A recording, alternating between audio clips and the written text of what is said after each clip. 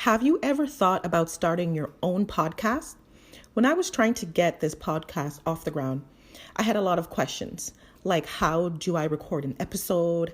How do I get my show on Apple Podcasts, Spotify, and all the other places people like to listen? How do I make money from my podcast?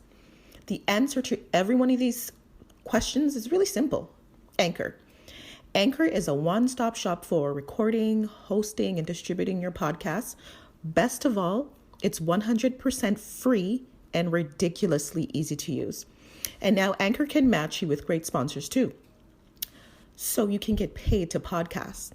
So when I thought about starting a podcast, I had no idea how it worked. I don't know how I came across Anchor, but I did, and it was free and it was 100% easy to use. And I love to use it to connect to my audience.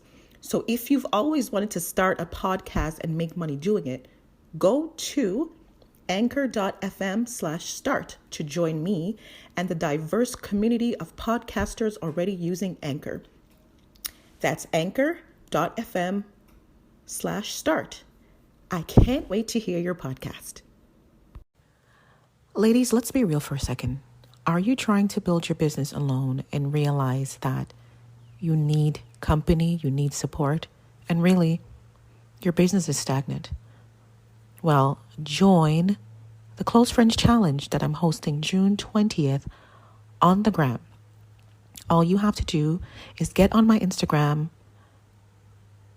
and DM the word friends.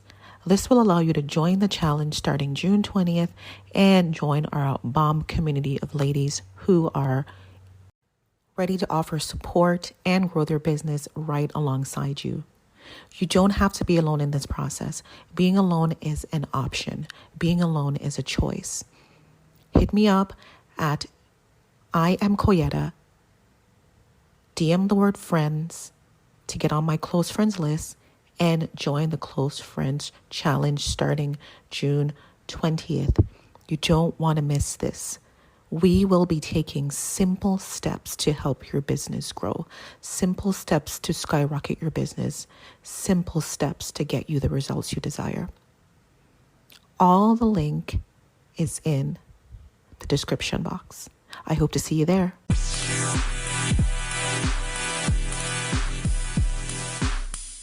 I know you have a full day ahead of you. Yes, it is just getting started for me, and we got home at 3:30 this morning from the Dreamville Festival. We took our 13-year-old for his birthday, and we got back this morning at 3:30. So, good Lord. Okay, all right. Let's make this quick. no rush. I don't have to be at work till 12, and I knew this was planned, so I had my alarm set, ready to get up. Like, okay, let's get moving. Oh my goodness, the things we do for our children, right? Listen, like the older they get, the sacrifices just become greater, and sleep seems to be the one that we lose the most. Oh my goodness, you're so right. Right after this, I have to take my daughter to school, so I know what that's all about. So thank you so much for coming on with me today. Everybody, this is Nikki. Nikki's a licensed firearms instructor for Empower Her Self-Defense. Nikki, can you tell us a little bit more about your background? Sure. So I'm the owner and founder of Empower Her Defense. We are a self-defense and firearms training company, and we focus our training primarily on women. However, we do train everyone, but the goal is to get the community trained and to allow women to have a way to protect themselves. Many of us are living alone, we're raising kids, and just going about our everyday lives, and we're forgetting that no one is protecting us, especially Black women. Yes. We're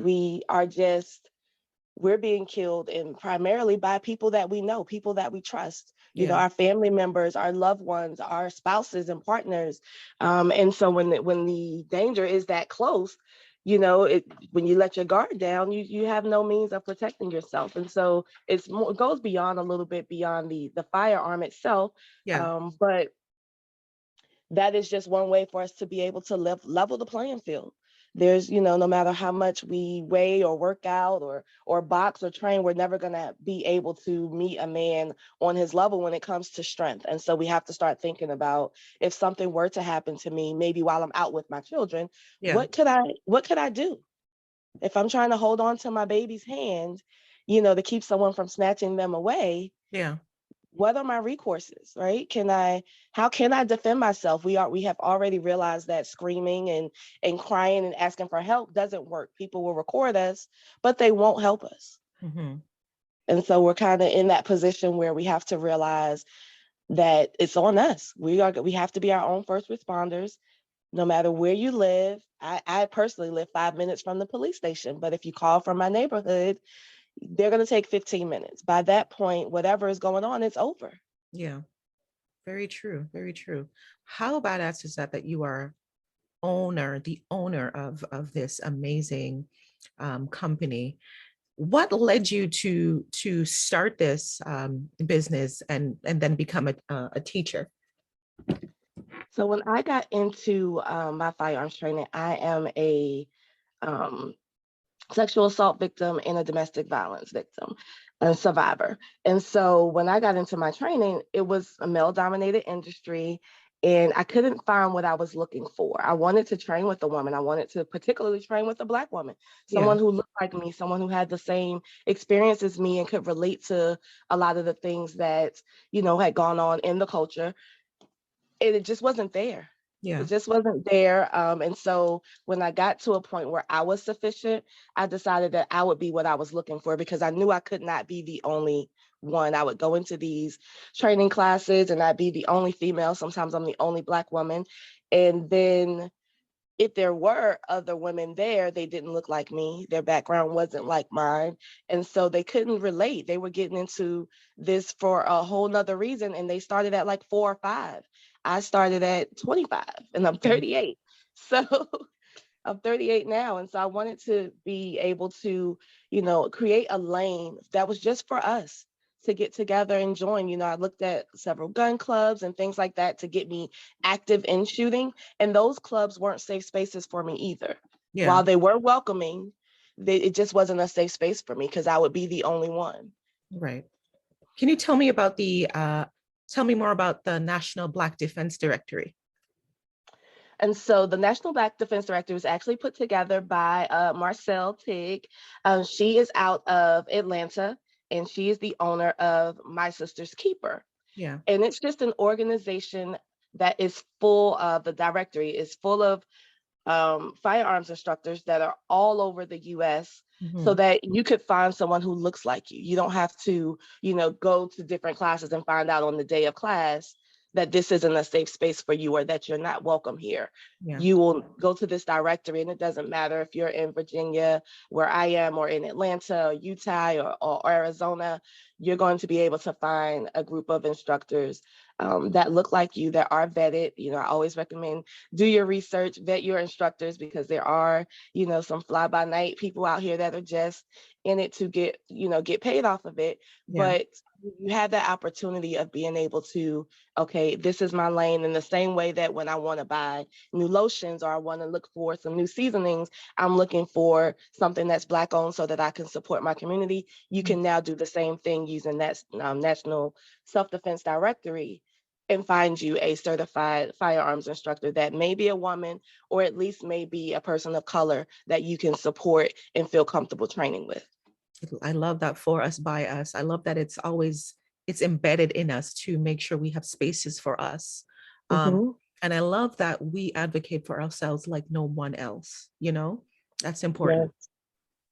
Yes, That's yes, important. it's very different when the person you're training with understands your struggle. Right, right. I meet so many women who have gone through a lot of the same, experience as me. And for many of us, these were things that happened in our family units. Yeah. as teenagers or young girls. Hmm. And we had to find our voice and figure out how to deal with this, because that uncle still came to every family reunion, or it was something that was swept under the rug. So Right. as we get older, we're holding on to all of that, and so now Mhm. we're going into these spaces. Could be work, it could be just meeting a new group or circle of friends, and you feel paranoid, you feel like you can't really let your guard down, and you're scared to trust people. And primarily that's because you don't have the means to defend yourself. Do you think that every woman should own a weapon though? I think that every woman who feels that she is mentally capable of protecting herself and her family and doing what needs to be done in Mhm. that moment should protect themselves. There are some people who are not going to be comfortable with a firearm, and that's okay, but they can get some other types of self-defense training so that they can protect themselves. Mhm.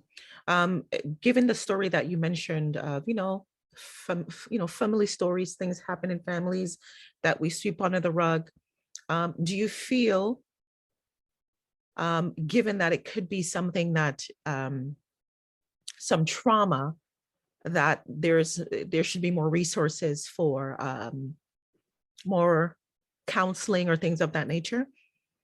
There definitely should be. Under my umbrella of Empower Her Defense, we also are an official brand affiliate and affiliate instructor for the national organization Black Girls Shoot. And Mhm. so this is a community of women who have created a sisterhood in arms, so to speak. It started out of Florida, and it has now spread up to the DMV area. Yeah. But this is just a group of women where now we're getting together and where we're having that fellowship, having these conversations, because for a lot of women, getting the firearm or getting the self-defense training is a response to something. Right. And so we have to deal with not just keeping our trigger finger off of the trigger and making sure that we don't accidentally discharge this firearm when we don't mean to, Yeah. but we have to deal with our emotional triggers, because the world is not going to tiptoe around us. People don't know what we've been through or what's going on with us. And so we have to deal with those things. And Yeah. being a part of a group of women who understand that, who share similar backgrounds and stories as you, gives you that outlet. So that, yes, we're coming together and we're going out and we're shooting, but there's also that fellowship piece of it too, which can be therapeutic in conjunction with whatever other means you may be using. But I realized very early on when I started this that this was typically a response to something. Something happened, Mhm. and then you decided, I need to get a gun. Well, we have to deal with what happened, Mhm. because Absolutely. this can't be a response to. This is something that, while it is just a tool, just like a hammer or a baseball bat that can be used for deadly force, it is a tool that we know, if used incorrectly, this could take someone's life. Perfect. You're absolutely right. So that's why I wanted to touch on that, that aspect of things, because if we don't deal with it, we could hurt somebody, including Absolutely. ourselves. Yeah. So Absolutely. yeah. So why do we as Black women especially need to know how to use firearms? Well, for us, Black women are, man, I love my Black women, but we are being taken out of this world at a disproportionate rate when it Yeah. comes to women of other races. Yeah. It's almost like, for some people, we're disposable, Hmm. and we have no way of knowing. You can protect yourself as much as you think you can. You can do the things that you think are going to protect you, but there's Yeah. nothing that really protects us. I have to remind people all the time when they say I live in a safe neighborhood, and I'm like, so did Ted Bundy, so did every other serial killer. They Right. were the guy in the neighborhood that was in the suburban neighborhood that everybody was like, oh, he's the neighborhood um The friendly nice neighborhood guy. guy. We would have never expected this from him, and the Yeah. whole time he has 10 girls chained up in his basement. There is no safe neighborhood. And when you look like us, there won't be all of this news media coverage and things like that. It's going to be your community, your family who's pushing for you to find you. And you have to be able to fight long enough for them to find you. Absolutely. That very true. Very true. So, what do we need to know when handling a weapon? What's the first thing we need to know? It's really simple when it comes to firearm safety in terms of common sense things to do. There's literally four rules. And children that are in my family unit and family circle, we start to work on these rules very early, like when they're starting to get into Nerf guns and water guns. When you think about it, these kids have no firearms training, but if they were to shoot you with a super soaker, you would be soaking wet, right? They shoot Yeah, you with a yeah. Nerf gun, they'll True. hit you every single time. And so it's very simple to remember when you think about it in a common sense way. You have to treat every gun as if it's loaded, whether it be a Nerf gun, a water gun, or whatever type of gun it is. So that way, whenever you pick up an actual firearm, you will handle it in that way. If you get lackadaisy and it's, oh, this is a toy gun, then you'll be the same way with a loaded firearm. You Mhm. also want to never point the trigger at anybody. If you never point or point the muzzle at anybody, if you never pointed at someone, you don't have the have to worry about, I may accidentally discharge this firearm. Just keep it pointed in a safe direction. If Yeah, you're not wanting to destroy that person or that thing, then you should not be pointing a firearm at it. The biggest one is keep your finger off the trigger. Guns do not go off by themselves. right. If you're not ready to shoot, your finger should not be on the trigger. And that just comes from repetition and training. These things will be automatic if you just train. Taking a firearms class, getting a concealed handgun permit, that is literally the bare minimum. That's like getting a driver's license and then never driving a car again after that. When you do get, and then you want to go and take a 300-mile trip Yeah, that's true. after not driving for 5 years. You just got the license and that's it. You're not prepared in any type of way.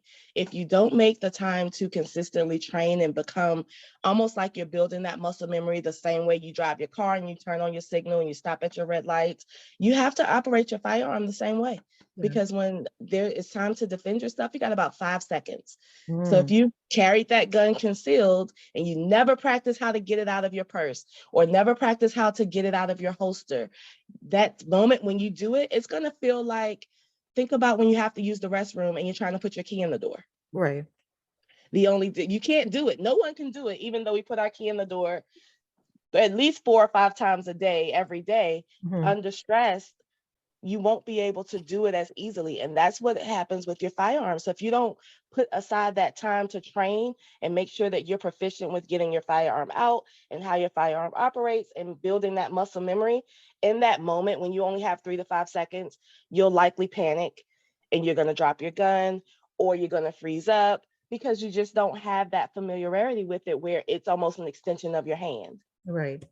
And you gotta have that training consistently. Yes, you have to. And it's something that, for the most part, you don't need to be at the range to do. Listen, I understand ammo is expensive, but there are everything that you can do with your firearm to be proficient, you can do it by unloading your firearm and practicing these drills at home.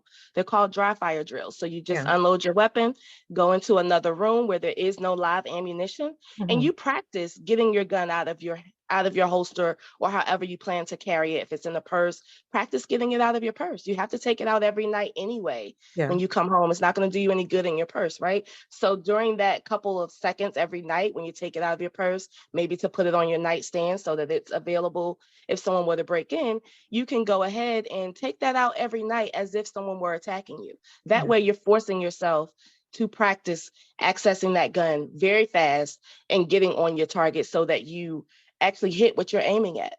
A lot of the fear and anxiety that comes around firearms is because people know that when they go to the range, their target looks like Swiss cheese. And that's a piece of paper that's standing still. Right, right. So when the reality is like, okay, this person's not going to stand here and let me shoot them. Mhm. It's a whole different ball game. So if you don't practice to get proficient hitting that paper standing still, you're not going to be able to hit a moving person because Makes they're sense. going to be moving. You're going to be moving. I hope they're not going to let you shoot them. So you Mhm. don't stand there either in one spot and let them attack you to keep you from shooting them. So once you start moving around, that changes the whole thing. Yeah, absolutely. True. That makes sense. Being that you are an instructor, what are some, I want to say, horror stories that you've seen in the range, in the gun range? The biggest one, and it is my biggest pet peeve, I have to tell women all the time, your Yeah. boyfriend is not a firearms instructor unless he is a firearms instructor. Right. If Okay. he takes you to the range and at 5 yards, he is barely hitting the paper, you go find you an instructor. Right. Because for a lot of women, it is I don't have to carry a weapon, or I don't need a gun to defend myself. My father will protect me. My brothers will protect me. My Yeah. partner will protect me. Well, that's well and good. If they're there, I'm sure they would. But the majority of the time, they're not there. And then if you're depending on someone who's not proficient with a firearm to protect you, it just logically doesn't make sense. Yeah. If you went to the range with him and at 5 yards, he couldn't hit the paper, he can't defend you. He can't defend himself.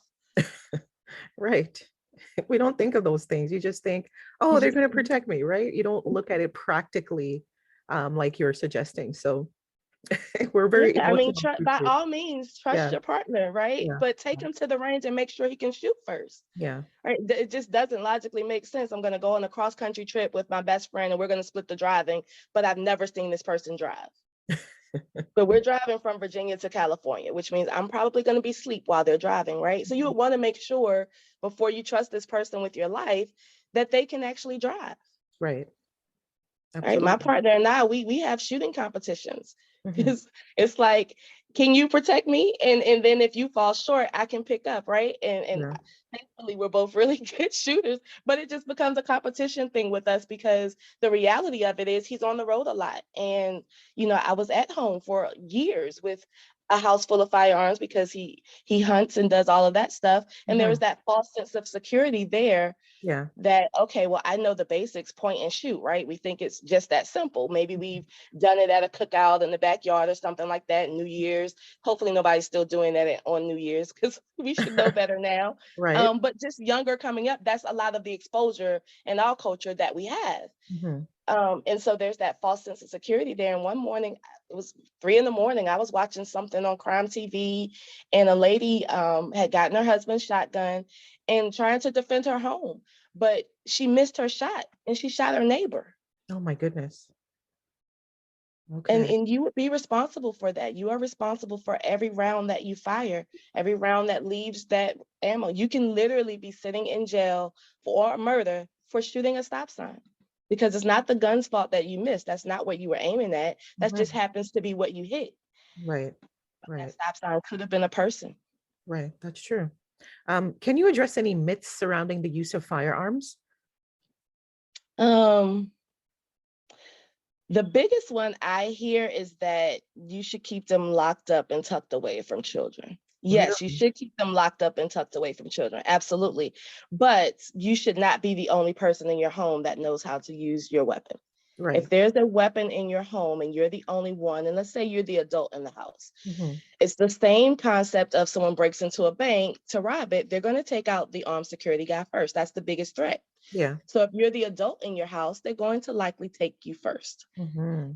Well, if you've taught your children how to use a firearm, there is no mystery around it. And so they don't have that desire to play with it or pull it out and flash it to their friends because it's just another thing in the house, just like everything else. Yes, you want to keep it safe and tucked away, but you want to make sure that your child knows exactly what to do should they ever have to defend you, Right. because your child could be the one that saves your life.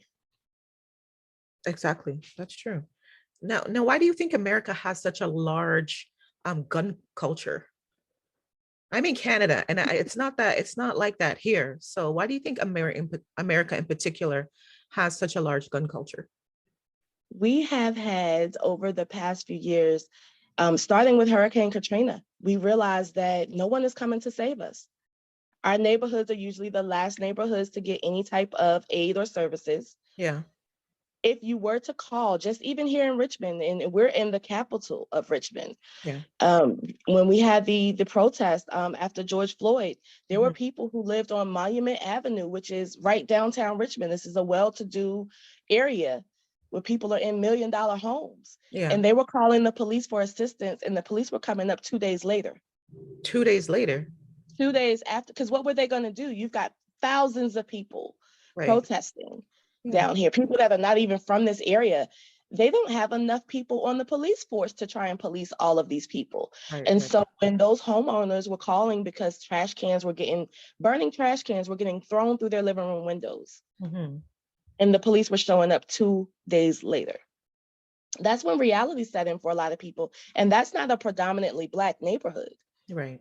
So there were a lot of anti-gun people in that neighborhood prior to those protests, but they quickly realized nobody's coming. Mm-hmm. They quickly realized they have the same fight and the same struggle as people who are in the less common areas. You might as well not have even been in the suburbs at that point, Right. because you had no assistance. No one was coming. You had to get a baseball bat or whatever you had at your means and stand in your living room all night, because now the window is busted out. So Hmm. anyone could come into your home. Yeah. And so when you realize that, when these national catastrophes happen, we're on our own. Mm-hmm. And unfortunately, it becomes a thing. The longer it goes on, the haves have to protect what they have. Right. Because at some point, those people who were below the poverty line already, they're going to have to still feed their kids. They're going to have to still have a way to find resources. And when things are scarce, like they were during the COVID pandemic and the beginning parts of it, they were in positions where they have to get it some kind of way. If they can't get it from the store, they have to take it from someone else. And so if you're someone who took that time to prep and make sure that you had things other than toilet paper packed up at home, Right. then that's where they were coming. And you would have to defend yourself and defend your family and protect what you have so that you can continue to see your family through that pandemic. Mm-hmm. I think Katrina was the big eye opener, at least for me. But I Yeah. know since then we've seen several examples of this happening, even down in Texas where they went without water. It got really crazy because people were like, okay, we need water. You have water over here. Like, let's attack this guy and take all of the water he has on his truck. Mm-hmm. Thankfully, that was Texas. And so people kind of a little bit more reserved and laid back, because they know that in Texas, you can't play those type of games. Yeah. Everyone is Yeah. carrying in Texas. Right. Right. Oh, what is there a particular brand? Like I'm like 5'4". Um, is there a particular brand, small physique that you would recommend? Glock, gun, whatever. Which brand would you recommend for some? Is it based on size really, or it's just whatever you're more comfortable with? It is based more on comfort. Smaller does not equate to easier to shoot. Okay. Actually, smaller guns are harder to shoot because Really? there's more recoil. Okay. Bigger guns obviously are going to shoot a little easier because they're larger, so they can manage a lot of that recoil for you. Mm-hmm. However, if you're wanting to carry concealed, then that kind of skates that line a little bit. It's very hard to conceal a large firearm, but they are going to be easier to shoot. So you kind of have to try a few different ones. I Mm-hmm. always recommend you go to a range that sells firearms. Yeah. That way you can try a few different ones. Even if you want to go to maybe a Black owned store to purchase, go to a range, try out a few different ones, see how they feel in your hand. You Mm-hmm. want whatever gun that you're going to carry every day or have at home for your personal protection to be something that's a good fit for you. Yeah. So while yes, we are very familiar with some of the larger brand companies like Glock and M&P and Smith and Wesson, Yeah. you have to try them out to see what you like. If Glock for me was the brand I just grew up. Everyone I knew had them. I doing research, you figure out that okay, this is one of the reputable brands, and I want to trust my life to something that has stood the test of time. So a Mm-hmm. lot of people do go with Glock or a well-known brand for their first firearm, but that shouldn't be the main reason.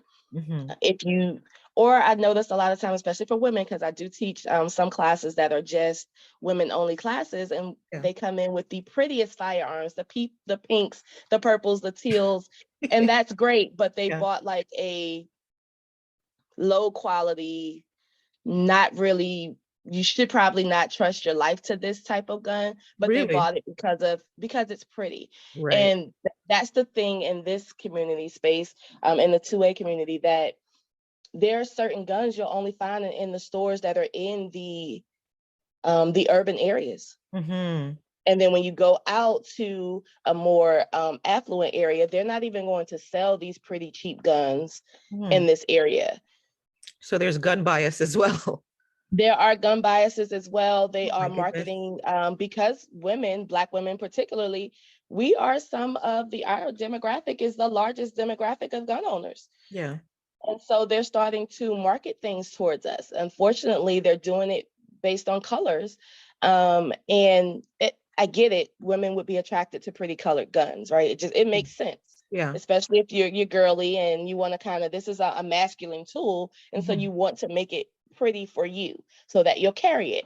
And Yeah. that's great, but you're better off buying a quality handgun and then painting it or I having it see. Cerakoted to Yeah. the color that you want, customize it and make it pretty for you, but start out with something that's of quality. And Mm-hmm. that doesn't mean that it has to be a $600 gun for your first gun. My first training pistol that I bought just for solely for training was a $300 Taurus G2C, and I love that gun. I would probably pick that gun up over any gun that people set down on the table for me to try, because it's one that I know is a reliable gun. It's not going to jam on me as long as I maintain it. Yeah. It's easy to clean, so you don't have to be a gun person per se. Yeah. It's easy to maintain. It tells you where your fingers should go. So if you don't remember or you're new to firearms, there's a reminder on the gun. It has an indentation for where your trigger finger should be when Mm-hmm. you're not shooting. And so because that indentation is there, it's almost automatic. You see a space for your finger, you put your finger there. Just like with chapstick that's sitting in front of me, it has a little groove on the side. I know that's where my finger should be. Yeah. And so Yeah. you put your finger there, right? And so it's just a good training pistol. So sometimes the cuter guns are not a good quality. Buy a quality firearm first, and then you can customize it and do whatever you want to it. Glocks happen to be extremely accessible. You can do literally whatever you want to them. Mm-hmm. So if you go with a Glock, you may not have to do so much, but sometimes we want purple, we want pink, we want Tiffany blue and all these colors.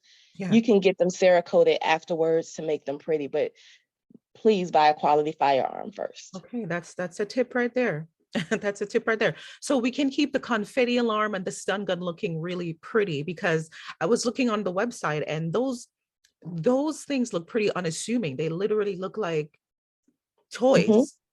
Exactly. Yeah. Exactly. I have a niece. My niece just turned 20. So she's been training, getting her firearms training in for the last 2 years, but she'll be 21 this year. Yeah. So in between that, from 17 to now her being 20, she's not able to carry a firearm, right? But she's going out with her friends, she's going to concerts, she's traveling, 2-3 hours away to go down to the beach overnight. She needs some form of protection. Her demographic happens to be the demographic that, because they are so out in the world, Yeah. they're the ones that are experiencing a lot of these things.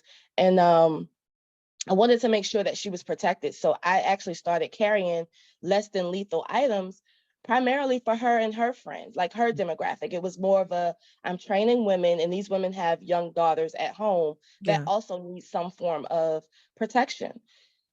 But we wanted to make it unassuming, right? It's almost automatic, especially for women when we go into uncomfortable spaces Mm-hmm. or we're walking past a group of men. We will put our phone to our ear and just be talking, and no one's on our phone, right? And so the cell phone stun gun is unassuming. It can look just like the same thing that we would normally do, but if Yeah. someone were to get too close, you have that option of just pressing that button and you're able to stun them and give yourself a few seconds to get away. Mm-hmm. And that's primarily what those less than lethal items are: pepper spray, Coubertin sticks, things like that. They're just giving you time, but you have to have them and have them readily available in order for you to do that. So with like the self-defense keychains, I make sure that they can go on your wrist. If you have to dig in your purse for it, it's too late. They've already snatched you off the sidewalk and done whatever they were going to do because you couldn't access your items. Yeah. So we have to also make our items accessible, including our guns. Exactly. Mhm. Exactly. When I go out to walk my dogs, even though I carry a firearm, I always have my key ring right around my wrist, and my pepper spray is right there. So it's essentially in my hand already. Yeah. So I never would have to let go of my dog leash. I Right. could spray that pepper spray because obviously if someone's trying to do something to me, my dogs would be reactive at Right. that point. So they're pulling on their leash. I'm trying to watch this person. That pepper spray being right there, accessible in my hands, will give me that few seconds because they're going to keep their eye on the dogs and try to watch me. I'm going to already be going for my pepper spray. And if that doesn't work, I still have my firearm. Exactly. Now, according to the CDC, 45,222 died of gun-related injuries. So what can we do as individuals to bring those numbers down? Train, Train. Okay. train, with the exception of when these negligent discharges happen with children, Mhm. there's no other excuse. Okay. The adults are not having firearms accidents. Yeah. They're being negligent. Mhm. They've gotten comfortable and complacent handling that firearm. And so they're forgetting the basic rules. Rule number 3, keep your finger off the trigger until you're ready to shoot. If your finger is never on the trigger, and I promise you, once you start practicing it, you will pick up Windex to clean your mirror in your house, and you'll notice that you're keeping your trigger finger straight until you're actually ready to spray this Windex on your glass, Yeah. because it's that ingrained in you at that point. Yeah. You become more self-aware. Exactly. And you'll do it with everything. I caught myself hanging a picture a couple of days ago with the drill, and I needed to drill the hole into the wall. And I looked down and I just laughed because I realized that my finger was indexed Right. straight across the nozzle instead of it being pointed on the actual trigger of the drill. And I Mhm. laughed because I was like, that's the muscle memory that I want. And so Yeah. when you notice that it happens in your everyday life, it's like, okay, I'm getting my reps in, obviously, because my hands don't want to go straight to the handle or the trigger anymore. It Mhm. always wants to be straight and up on the slide. Right. Now, aside from, keeping your hand off the trigger, is there anything else we can do to become responsible gun owners? Gun owners. Absolutely. Don't stop at just the concealed carry class. Yeah. In some states, it's the bare minimum. I'm in Virginia, so we're an open carry state, Yeah. meaning you could basically, as long as you have a clean background and then you're a resident of Virginia, you can go in a gun store, buy a gun, and maybe have never had any type of training. Yeah. The only difference is you can't carry that weapon concealed. Mhm. And the training that you have to take to carry the weapon concealed, which is the class that I teach, while it does cover a lot of material, it's a 5-hour class. So think about any other 5-hour class you've gone to. Some of that information you'll remember, some of it you won't. Right. And if you don't practice the things that you learn in class and make dry firing a part of your everyday routine, you'll get lackadaisy with that gun. You'll handle it just like you handle your car keys, very carelessly, very recklessly, just because you don't have any respect for the firearm. You Mhm. have to respect that gun. I don't care what I'm doing in my house, what other things I'm trying to do. When I need to pick up my firearm, whether it be to move it, to put it into my purse, whatever it may be, Right. I stop whatever I'm doing. If I'm on a phone call, hold on 1 second, and I'll put that phone down, because every time I touch that gun, there's a level of respect that comes with it. Mhm. I My love the mind can go be ahead. occupied with anything. Yeah. I love that car key analogy because there are times when you are reckless with your car keys, you can't even find it, Mhm. so that's a Right. perfect. Especially now with the push start, Yeah. we have the key fobs, and that Mhm. thing could be anywhere. True. True. So I love that analogy. It makes it make sense. So I really like that. Nikki, where can we find you? If I wanted to come, to where you are, if I wanted to, be a part of your class, if I wanted to reach out to you, how can I get in touch with you? So you can get in touch with me. We're on all social media platforms at Empower Her Defense. Our Instagram is the most active because it's very quick to update information when we're adding in last minute range meetups. We have them monthly because the biggest hurdle I hear in class is that women are like, well, I don't train because, or I haven't been to the range with my gun because I don't have anybody to go with. Yeah. And that was the biggest thing I heard. And I was like, okay, what can we do to get people to the range? So we have monthly range meetups, and there's no fee that you have to pay for me being there to instruct. Mhm. I'm there to assist anyone who comes out. And that way you gain that comfortability, and because people are like, oh, I have nobody to go to. And I'm like, well, are your friends going to be there when you need to protect yourself? Right. Right. So come out and shoot with us. Like, it's like, just come out, shoot with us. It's a group of like-minded women who are all here for the same reasons. We Mhm. look like you. We've all gone through the class. We all have a why as to why we're doing this training. Mhm. And it becomes more of a sisterhood, and it takes away that stigma of I need to have a man there with me when I shoot, because you most likely, unless you have a man in your back pocket, You're not going to have one there with you when you need to use your firearms. So, Right. but I get it. Going to the range can be uncomfortable, especially for women, especially for Black women, because Yes. a lot of these ranges are not owned by us. Right. And so, And that's the element I love. Yeah, for you. join an organization. That's why I'm so excited about this affiliation with Black Girls Shoot, because it's taking it on a national stage at this point. They started in Florida. We now have a DMV chapter. We've got ladies up in New York and Pennsylvania, and it's expanding and growing every day. And it's awesome to see all of these women that are coming together, even though they are from different areas. There are women that are in this DMV area that I knew nothing about, that knew nothing about me, but now we're all part of this great sisterhood in arms, and we're able to get together and plan these quarterly events where we instead of our typical ladies night where we're going out for drinks and things like that, we're having ladies nights at the ranges instead. And Love so that. we're making sure that in our community that we're arming our women's with not just the knowledge of how to operate a firearm, but also empowering them to do so should they need to. I love that there's community in like every aspect of life, and we see how important it is to everything we do.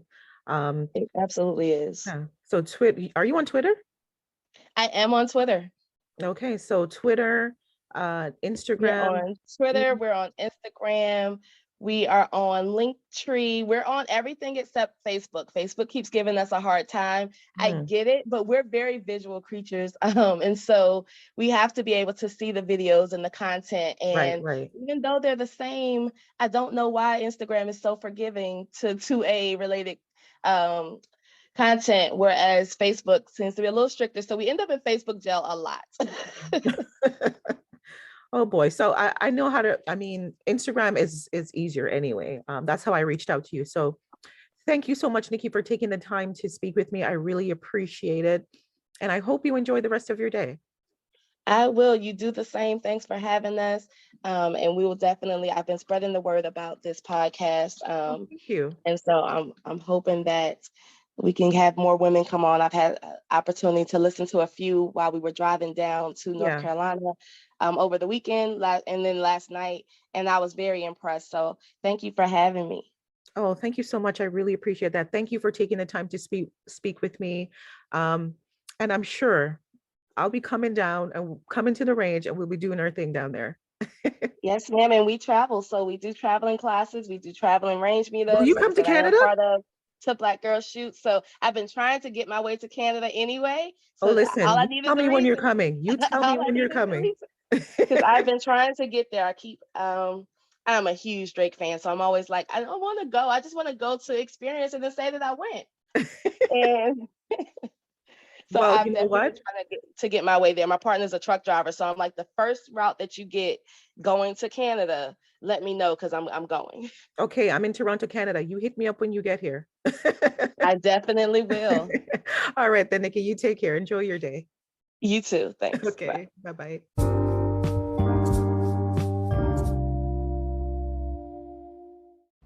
Thank you for tuning in to another great episode. Don't forget to like, share, subscribe, as all these things help to keep the podcast alive. Take care. Until next time.